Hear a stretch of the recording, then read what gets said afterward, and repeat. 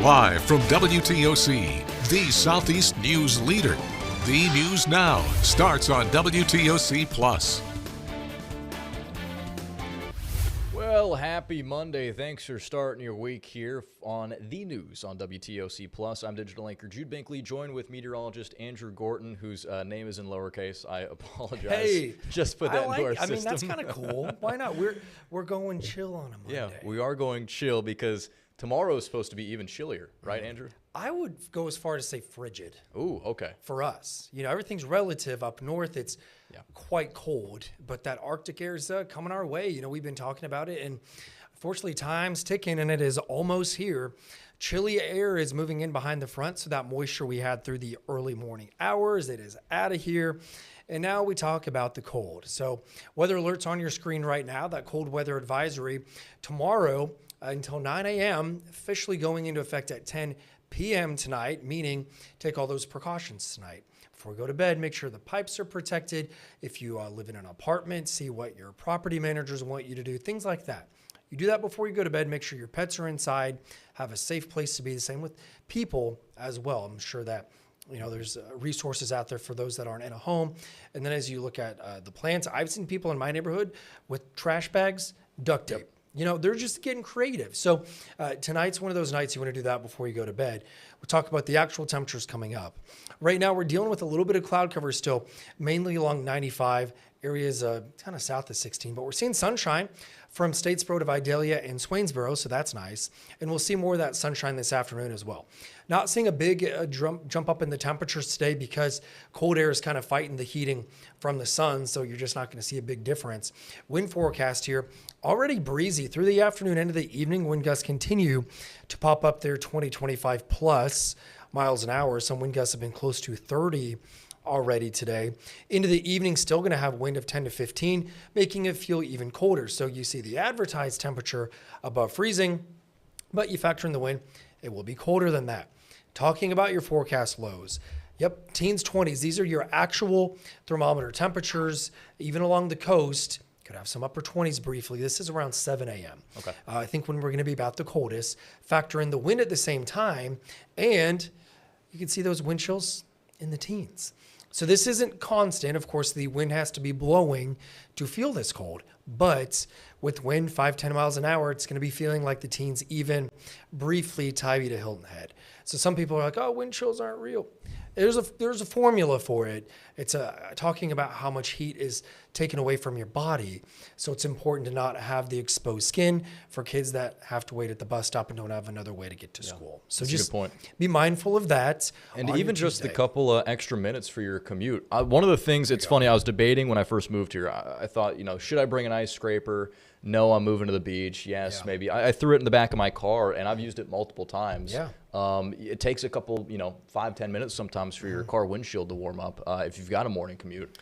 So something to be cognizant of. A lot of windshield scrapers, too, on the backside have a squeegee. Yep. So it's kind of dual-sided, meaning on those days where it's foggy or you wake up really early and there's dew everywhere, you can use that just like at the gas station. Just use it to wipe it off. I've had to do that recently. At least stay out of the back windshield and your side mirrors. You know, we at least ask you be safe in that regard. But tomorrow, I think it's going to be a little too dry to have frost. So you do, being a car guy, you still need to warm your car up. Turning it on and going, not the best. It's a good way to kill your engine. Yeah. Do I do that? I'm not going to say that I'm the best at it, but you want to get those engine temps up to, 150 or so. So if you're driving and you're like, oh, my car's not pumping out any heat, 5, 6, 7 minutes go by, finally like, oh, wow, the heat kicked on. That's nice. Well, your engine has to be warm first. So just think of that as well on these mornings. For modern cars, I always hear about 30 seconds is all you need. Yeah, at least. And what I do, I get in my car, I turn it on, and I got to drive and listen to music or a podcast. Sure. So I spend my, 30, 45 seconds just scrolling, queuing up my playlist. And by that time, you can see that gauge on your engine just move a little bit. You're starting to heat up. Yeah. So, car advice from us. There you go. When we say give yourself a couple extra minutes, that's it, right? It's not that there's ice on the road or anything. It's just warm your car up, and it's always better not to be in a rush when you're driving. So we'll get into the next couple of days. Of course, today, not a first alert day, but it's breezy. We've got the sunshine coming in as we go into tomorrow. Yes, it's going to be cold. We just talked about that. 40s in the afternoon. That's it, with a little bit of a breeze. It's going to be a chilly but sunny day. Now, we're still going to be below freezing on Wednesday morning, but not quite as cold. So our threshold for first alert days, kind of peeling back the curtain, wind chills in the teens. You know, you gotta be mindful of that because it gets more impactful. Not seeing that for Wednesday, Thursday, or Friday. But as we go in your 7-day forecast, I'm sorry, you hit the button. And too early?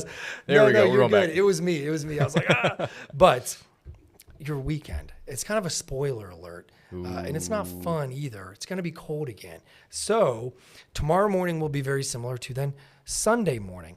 I think the wind maybe not quite as big of a factor on Sunday.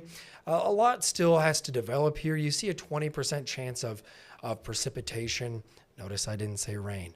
On Saturday, a little too early to tell. Some of those longer range models, which kind of just proved to be not the most reliable last week going into this weekend, are hinting at some cold precip. That's what I'll call it right now. So nothing in the forecast. It's not a first alert day, but giving you that kind of idea. At Saturday, something we're watching closely. Got to get a little closer to it.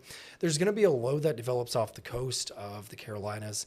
Could wrap in some cold air moisture. You get those two things together, well, we'll see what happens. So that's what we have for this coming weekend. Either way, Jude, it's going to be cold this week, and we're back down in the 40s. And again, Sunday, going even further into your forecast, 6 to 10 days out, that's that deep purple shading. It's going to be cold again. What do I mean by that? Let's look at your lows the next 10 days. Going into February, still looks like, if we're lucky, you have 2 mornings above freezing in Savannah out of the next 10 days. Goodness. Okay, so it certainly feels like winter now. Yeah, it's here. So. All right. Well, Andrew, thanks for joining us with that. Seeing a lot of Frozen Fred the next couple of days. Hang on. Let's pull him up on the 7-day.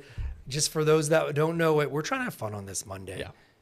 My name's in lowercase. That means you get unserious Andrew. I got to find it. I'm okay with it. Hang on. Where's it at? We're getting there. You can see all the graphics. No excuse not to know the forecast when you get to see it again. There it is. Yeah. So when 5 out of 7. Yep. There you go. 5 out of 7 there for freezing. And really you could go to say 6 out of 7 going forward, counting that today's over. Did you do that on purpose? No. Oh, I'm not a Gen Zer. I'm not going to do the little thing. I think that trend has been dying down. I want it to stay that way, so I'm not going to bring it back. Maybe the next time our high gets to 67 just to rejoice the warmth, but yeah. I know it'd be very millennial of you to like dig that up. It when would it's be. dying. Yeah, it would be like, oh yeah, and this is cool. Remember this trend that I'm now going to try to pick up? All right. Well, thanks for having me. Absolutely. Got more on the news at noon coming up. Yeah, we'll be looking forward to it, Andrew. Thanks for joining us here on Plus. And we are going to stick with weather news here on WTOC Plus because one of the things we've been following over the weekend is that pretty significant snow and ice storm that hit the northern parts of the state. And Mary Kate Hamilton with our sister station out of Atlanta joins us from DeLong ago with how the storm's been affecting residents in North Georgia. Take a look. It is a bitterly cold and windy morning here in Lumpkin County as hundreds of families across Dahlonega are without power. We want to show you what we woke up to this morning. Take a look. The roads look better than they did yesterday, but don't let them fool you. It is still slick in downtown and even worse out in the county. That's where the mass power outages are really affecting people. And that's why many of them flock to hotels in downtown while crews work to get power restored. We've been without power since about 1:30, but we're really thankful for the power company coming out and we're taking care of it on this nasty weather.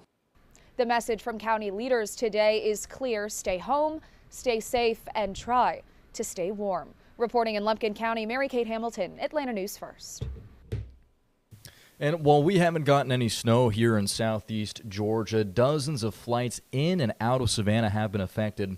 In a post on social media, airport officials recommend keeping an eye on flight statuses before you head out the door.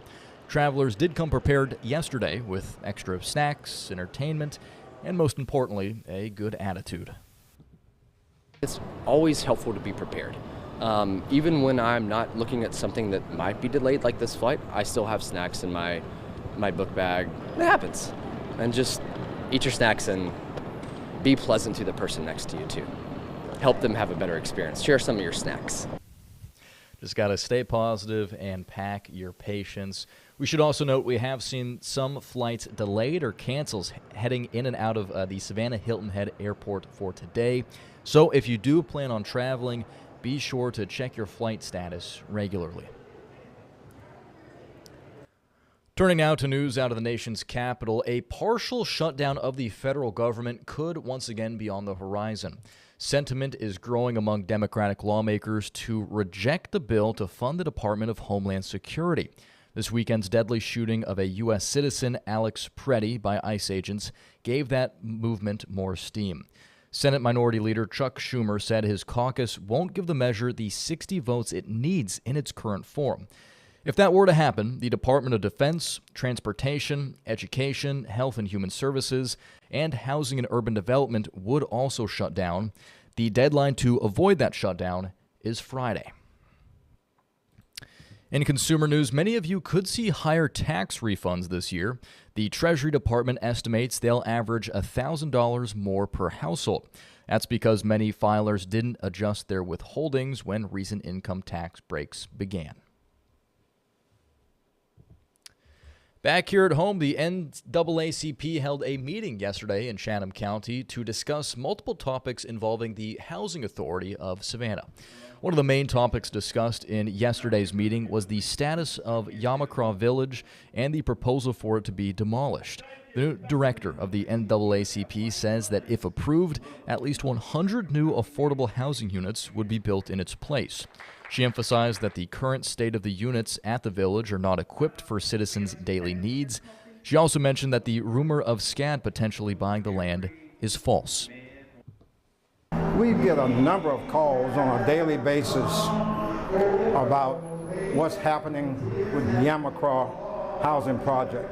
And we also get calls from the tenants who are being dislocated or relocated concerning their status. And so it's a chance for the new director who's here from Louisiana. So she's new to Savannah, so we're looking forward to meeting her. The request of the demolition of Yamacraw Village is still pending at this time, so make sure you stick with WTOC for updates. It's something our Camacan has been following closely for months at this point. Well, after the state of Tennessee started a domestic violence registry, one woman in the hostess city wants to bring that same kind of idea right here to Georgia. Savannah Marchant says it touched her heart when she saw the concept in Tennessee. She says she grew up in a domestic violence household. She says it affects everyone in some shape or form, and it's an ongoing issue in many of our communities. She says starting a DV registry will help people protect themselves and children in their home, sort of like a warning. So far, she started a petition and has been sharing it around the community to get a registry in the Peach State. Not too many people actually speak out because some people are actually too scared, or they don't think law enforcement would actually help them, or they're too scared of where they're going to end up at. They don't realize how many safe homes we have and actually the resources that can actually help them. The hope is to have it so people are able to protect themselves and their children by knowing somebody's history. She says staying quiet is not protecting anyone, and in the meantime, our area does have several safe shelters and counselors for domestic violence victims. Well, a kayaker was rescued from the marsh near Lazaretto Creek's boat ramp over the weekend. Tybee Island Fire and Rescue responded to a call around noon on Saturday to help a man stuck in a kayak. He was unable to get back to the dock due to heavy winds and a strong current. The man was rescued on a jet ski and fortunately wasn't injured. Tybee Fire encourages everyone to be cautious of the water conditions at all times, especially with storms. Well, a local group of mothers gathered Saturday to honor their lost sons. They were brought together through a foundation that supports and connects these women. April McCoy founded the Kwame Foundation, short for Keep Walking Alongside Me Every Day, after losing her teenage son in a car accident back in 2022.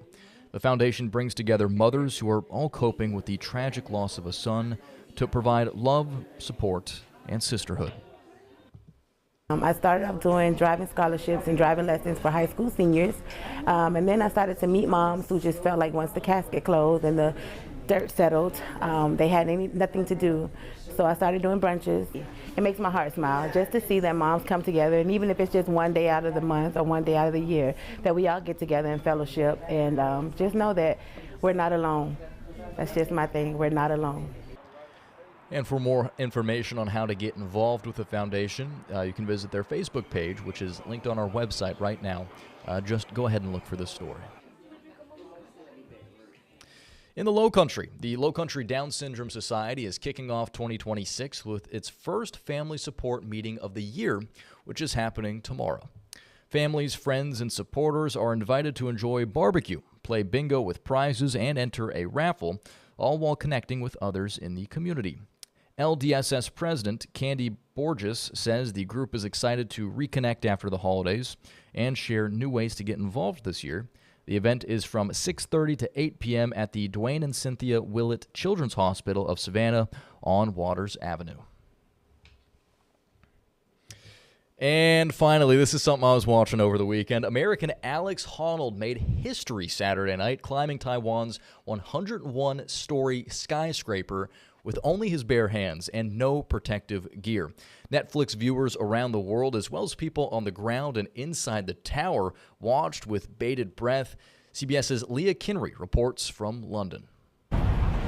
At the start of the year, many Americans set goals.